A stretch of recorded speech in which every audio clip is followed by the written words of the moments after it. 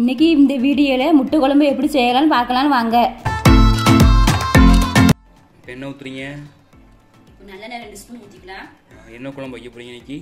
இன்னைக்கு வந்து முட்டை குழம்பு வைக்க போறேன். முட்டை குழம்புக்கு எப்படி எல்லாம் வறுக்கலாம்னு பாத்துக்கலாம். ஒரு ஸ்பூன் ஊத்திருப்பீங்களா என்ன? 1 ஸ்பூன் இருக்கும். கேஸ் மீடியமா வச்சிருக்கீங்களா? ஆமா, கேஸ் வந்து மீடியமா வச்சிட்டு இப்போ 3 கரண்டி கொத்தமல்லி பொடி போட்டுக்கலாம். 3 ஸ்பூன். 3 ஸ்பூன். கேஸ் மீடியமா வச்சுக்கணும். அதுக்கு வத்த பொடியா? வத்தப்பொடி வந்து 1 ஸ்பூன் போடணும். இது வந்து பெரிய ஸ்பூனே, அதனால 1 ஸ்பூன் போதும். 1 ஸ்பூன் வத்தப்பொடினே. 1 ஸ்பூன் வத்தப்பொடி. அவங்க எரிப்பை பாத்துக்கலாம். அவங்க எரிப்பை பார்த்துட்டு ஒரு ஸ்பூன் ஒரு அரை ஸ்பூன் கொஞ்சம் போட்டுக்கலாம். கொஞ்சம் லைட்டா பொன்னிறமா வறுக்கணும். நீ எப்பவுமே இப்படிதான் குழம்பு வைப்பீங்களா? ஆமா, இப்படிதான் வைப்பேன். இப்போ மிளகு பொடி கொஞ்சமா போட்டுக்கிட்டீங்க. ஒரு ஸ்பூன் கிட்ட, சின்ன ஸ்பூனுக்கு. இப்போ வறுத்துட்டு சீரக பொடி அதே மாதிரி தானா? சீரக பொடி அதே மாதிரி தான். இப்போ நல்லா வறுத்துக்கலாம். இப்போ இந்த மாதிரி வறுத்துருக்கேன். ஸ்டவ் ஆஃப் பண்ணிக்கலாம். இதை அப்படி பேஸ்டா அரைப்பீங்க இப்போ? ஆமா, இப்போ அப்படியே இதை அரைக்கணும். ஆறுன பிறகு? ஆறுனதுக்கு அப்புறம் இதை அரைக்கணும். எவ்வளவு இருக்கு? ஒரு பெரிய எலுமிச்சம்பழம் சைஸ் இருக்குமா? ஒரு பெரிய எலுமிச்சம்பழம் சைஸ் இருக்கும்.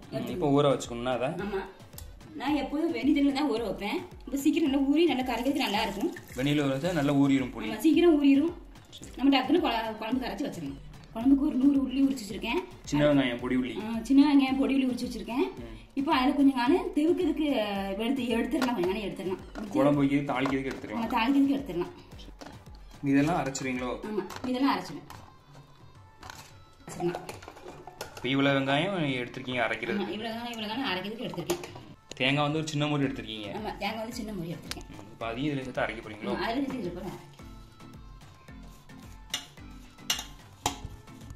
சீரகம் ஒரு 1/2 ஸ்பூன் எடுத்திருக்கீங்க. சீரகம் 1/2 ஸ்பூன் எடுத்திருக்கேன். பூண்டு எத்தனை பல் போடுறீங்க? 3 பல் பூண்டு போட்டிருக்கீங்களா? ஆமா, இப்போ 3 பல் பூண்டு போட்டு மொத்தமா அரைக்க போறீங்க. இப்போ மொத்தமா அரைக்க போறேன். கொரகரப்பாவா எப்படி அரைப்பீங்க? இல்ல, கொரகரப்பா இல்ல, கொஞ்சம் பரவலமா அரைச்சுக்கணும். ரொம்ப கொரகரப்பா அரைச்சா நல்லா இருக்காது. கொஞ்சம் பரவலமா அரைச்சுக்கணும். இப்போ இந்த அளவு அரைச்சுக்கோங்க. இந்த மாதிரி அரைச்சுக்கணுமா? ஆமா, இந்த மாதிரி அரைச்சுக்கணும். இப்போ வறுத்து வச்சிருந்தா அரைக்க போறீங்க. கொத்தமல்லி பொடி, மல்லிப்பொடி, மிளகு, சீரகம் பொடி போட்டதை வறுத்ததை மையா அரைச்சிடுவீங்க. இதையும் இது மையா அரைச்சிடும். இந்த மாதிரி மையா அரைச்சுக்கணும். இந்த மாதிரி மையா அரைச்சி இந்த தேங்காய் அரைச்சிருக்கோம்னா அதில் கொட்டிட வேண்டியதான்.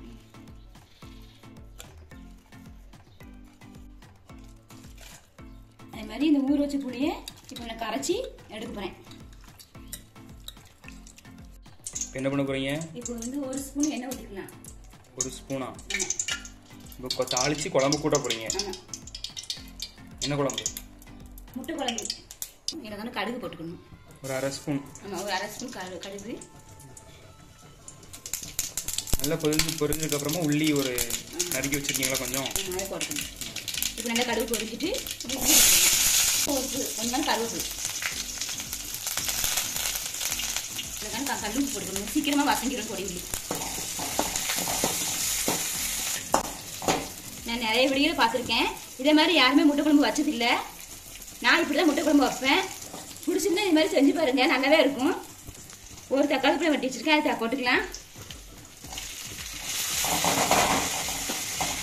வெங்காயம் 2 போட்டு நல்லா வசங்கட்டும்.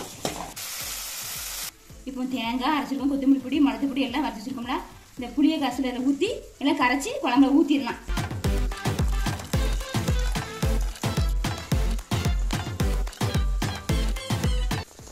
இப்போ நல்லா கரைச்சாச்சு, நல்லா வசங்கி வந்துட்டு இப்போ வந்து கரைச்சிட்டு ஊற்றிடலாம். உங்களுக்கு தேவையான அளவு குழம்பு கூட்டி வச்சுக்கோங்க. இப்போ கொஞ்சம் நேரம் காயப்பொடி போட்டுக்கலாம். இவ்வளோ மஞ்சத்தூள் போட்டுக்கலாம். அப்போல பொடியில் வசங்க கொஞ்சம் உப்பு போட்டேன். இப்போ தானமாக கொஞ்சம் உப்பு போட்டுக்கலாம். குழம்புக்கு தேவையான அளவு உப்பு போட்டுக்கலாம். குழம்புக்கு தேவையான அளவு உப்பு போட்டுக்கலாம். இப்போ தேவையான அளவு நம்ம குழம்பு கூட்டிட்டு நல்லா கொதிக்கிட்டு குழம்பு, அதுக்கப்புறம் பார்க்கலாம்.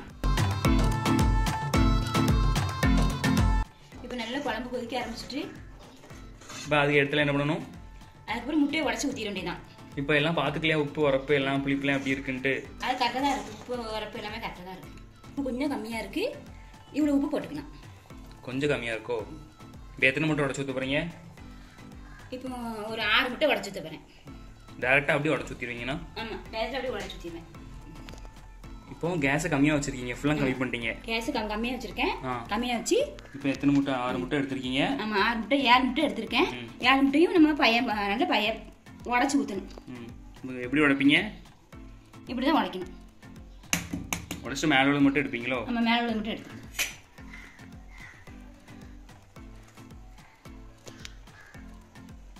இப்படி வச்சு உடைச்சுக்கணும். இப்படி ஒரே சைடா ஊத்திடுவீங்க? இப்படி ஒரே சைடா ஊத்திடணும்.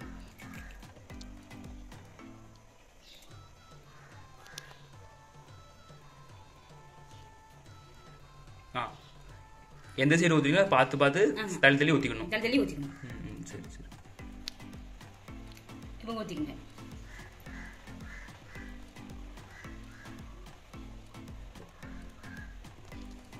பொறுமையா ஊத்தணும்னே, ஸ்பீடா ஊத்த கூடாது. ஆமா, கையை ஊத்தணும். அப்பதான் முட்டை வந்து கலங்காது, சாப்பிடுறதுக்கு எடுத்து சாப்பிடுறதுக்கு நல்லா இருக்கும். இந்த லாஸ்ட் முட்டை எல்லா முட்டையும் உடைச்சு ஊத்திட்டீங்களா? எல்லா முட்டையும் உடைச்சு ஊத்திட்டேன். இந்த லாஸ்ட் முட்டை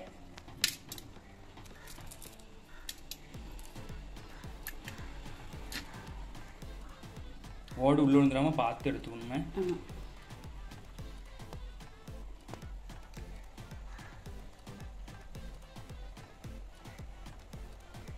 இப்போ அப்படியே எத்தனை நிமிஷம் அப்படி கொதிக்கணும்? அப்படி ஒரு 5 நிமிஷம் கொதிக்கட்டும். அப்படி மூடி வச்சு மூடி ஒரு 5 நிமிஷம் மெதுவான தீயில. ஆமா, மெதுவான தீயில. குழம்பு அழகா நல்லா கொதிச்சு நல்லா வந்துட்டு நல்லா ரெடி ஆயிட்டா. முட்டை எதுவும் பிரிஞ்சிருக்கா, பிரியலையா? முட்டைலாம் பிரியல. முட்டை பாருங்க, நம்ம போட்ட முட்டை அப்படி இருக்கு. பாருங்க, சூப்பரா இருக்கு. இதுக்கு குழம்புக்கு தொட்டுக்கிட எதுவும் வைக்கணுமா? இந்த குழம்புக்குள்ள தொட்டுக்கிட ஒண்ணுமே வேண்டாம். அப்பளம் மட்டும் சுட்டுக்கிடுங்க. குழம்பு சூப்பரா இருக்கும் சாப்பிடுறதுக்கு. இதே மாதிரி செஞ்சு பாருங்க, குழம்பு நல்லா இருக்கும் சாப்பிடுறதுக்கு.